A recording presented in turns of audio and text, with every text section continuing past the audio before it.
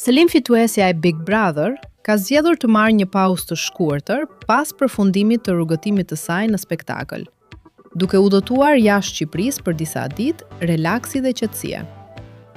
Në këtë udhëtim, ajo është shoqëruar nga babai i saj, me të cilin ka kaluar kohë të vyer pas një periudhe të gjatë mungesë fizike gjatë qëndrimit të saj në shtëpinë e famshme. Gjatë gjithë sezonit të spektaklit, mungesa e tij në studio dhe komunikimi i kufizuar kanë ngjallur shpesh diskutime në rrjetet sociale, madje edhe aludime për jetën e tij private.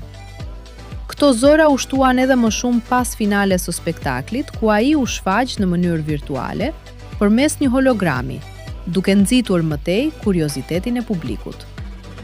Megjithatë, postimet e fundit të Selin kanë sqaruar në mënyrë të natyrshme situatën, duke treguar se babai i saj është pranë saj dhe se ata po shijojnë së bashku disa ditë pushimi.